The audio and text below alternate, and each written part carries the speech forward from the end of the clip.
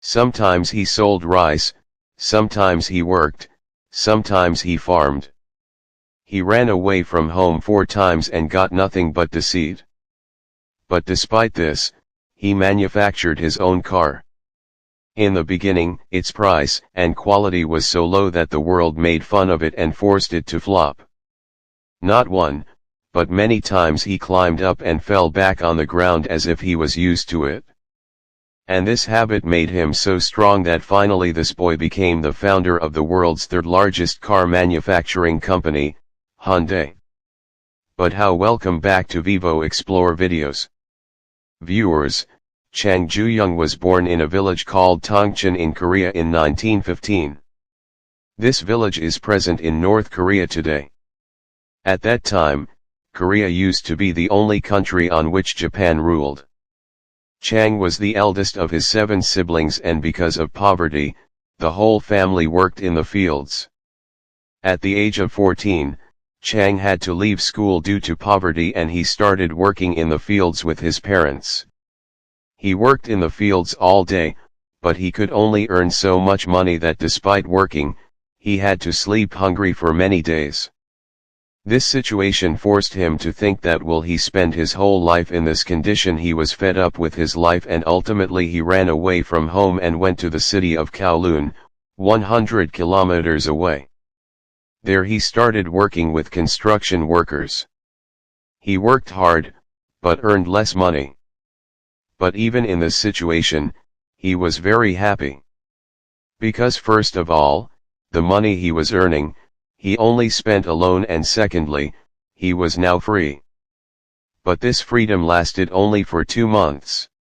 His parents, who were looking for him, arrived in Kowloon and found him and took him back to the village. The first time he was happy in Chang's life, he snatched it and sent him back to work in the fields. But actually, he had tasted the joy of city life. He did not want to spend his life in the village or in the fields again. After that, he tried to run away again twice, but was caught. And he came back to the village and started working. One year it happened that the crop was very less and there was a shortage of food in the whole village. The situation got so bad that he had to stay hungry for many days. Chang thought that it was enough now, he would not stay here in any condition. Now he started planning to run away from home for the 4th time. And this time it was his last attempt. This time he ran and reached Seoul, which is the capital of South Korea today. It was as if he had made the purpose of his life that he had to leave the village and settle in the city, then no matter what work he had to do. After coming to Seoul, he did not leave any work. He worked as a factory worker, even did the work of cleaning. He had a hobby that whatever he did it with a lot of hard work. After a while, he got a job to deliver at a rice shop. He now started delivering on a cycle in people's homes. Because of him, the sales of the shop increased a lot and the shopkeeper happily made Chang the manager of the shop. This was his first job in which he did not have to do any kind of labor. And gradually he increased the sales of the shop to a considerable extent. Meanwhile, the shopkeeper fell ill and he was not able to run the shop. So he sold Chang to his shop at a small price.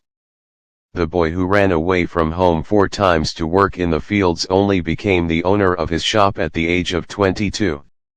He worked hard at his shop and in a short time, his rice shop was considered the best shop in the area. He was very happy, but during that time an incident happened and his little happiness was about to turn into sorrow again.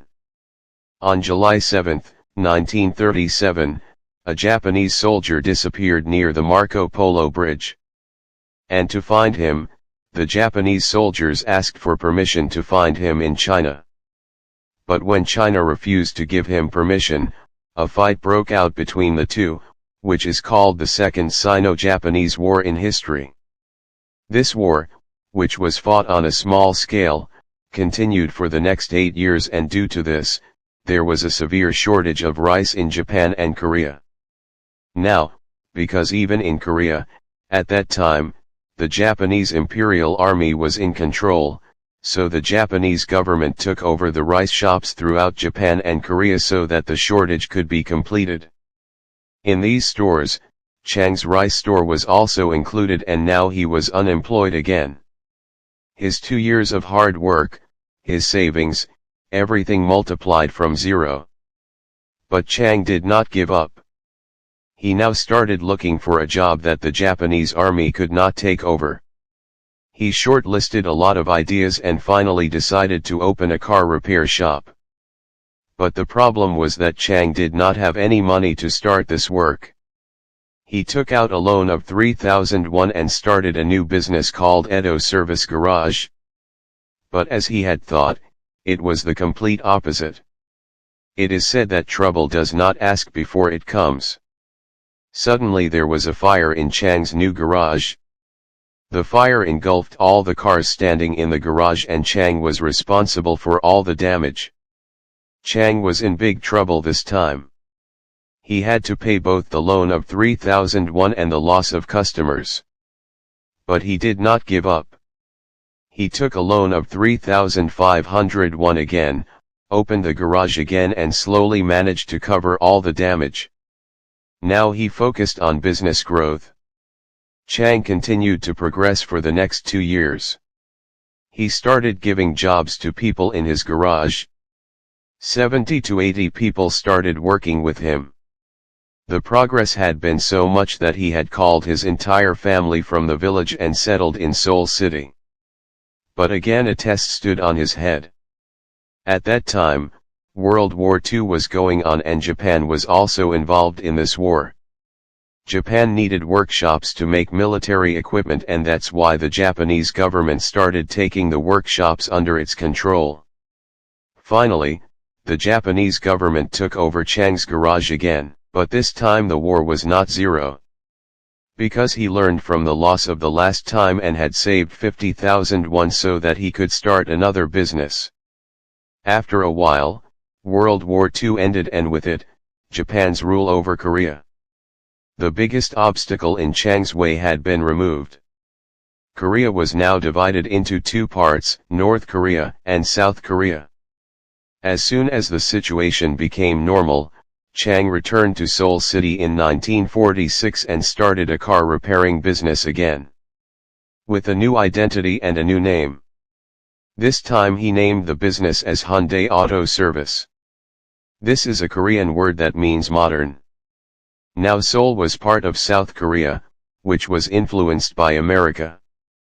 The American forces were often present in South Korea and Chang saw that the American army had to construct buildings for the resettlement of the American forces. He thought that if a construction business was started, it could be very successful.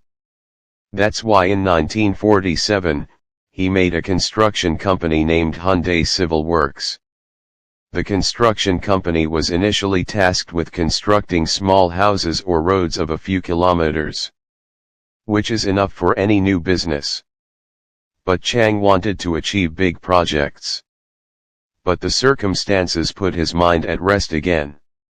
On June 25, 1950, North Korea attacked South Korea with the support of the Soviet Union. Seoul City was close to the border of North Korea, so Chang felt threatened and ran away from Seoul and went to Busan. But this time too, Chang did not lose hope. He reviewed the situation and started thinking about making a profit from the war. He saw that the US Army had come to help South Korea. And for the resettlement of the army, tents, warehouses, and some buildings were needed. Chang started the construction business again and offered the American officials that if the budget was right, he could provide any kind of construction service. America was a superpower and the budget was never a problem for them. American officials started giving orders to Chang's company. Chang and his team worked day and night to complete every project. The advantage of this was that the war was over, but there was a good working relationship between the Americans and Chang. Because Chang was close to the Americans, there was a good relationship between Chang and the South Korean government. In this war, many roads and bridges were destroyed. The South Korean government gave the projects to Chang's company, Hyundai, for their reconstruction.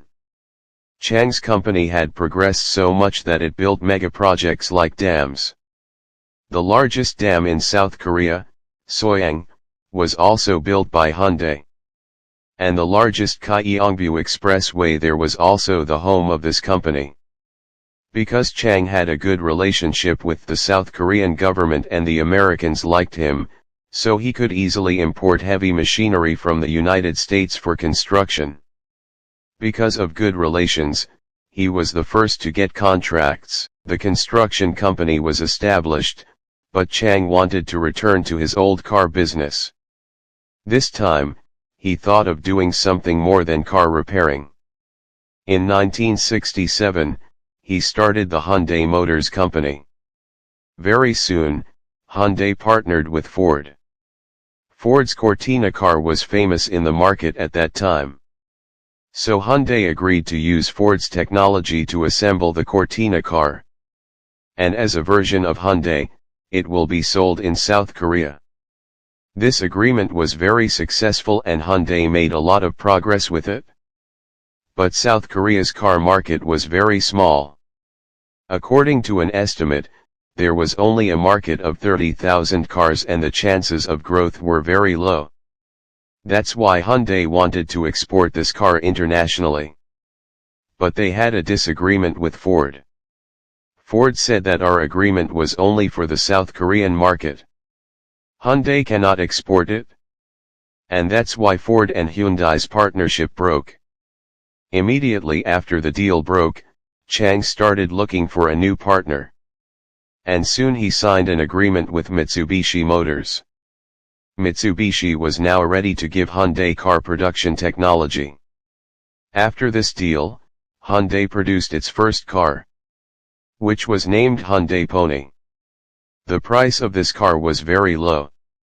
But it was its price that made Hyundai Pony famous in the market. And soon it made Hyundai the largest car company in South Korea. But as we said earlier that at that time South Korea's car market was very small.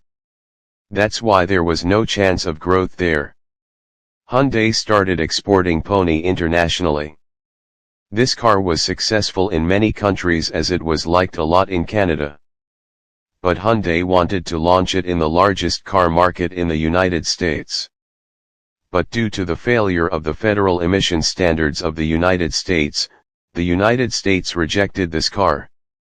Chang did not give up and made further improvements to the car.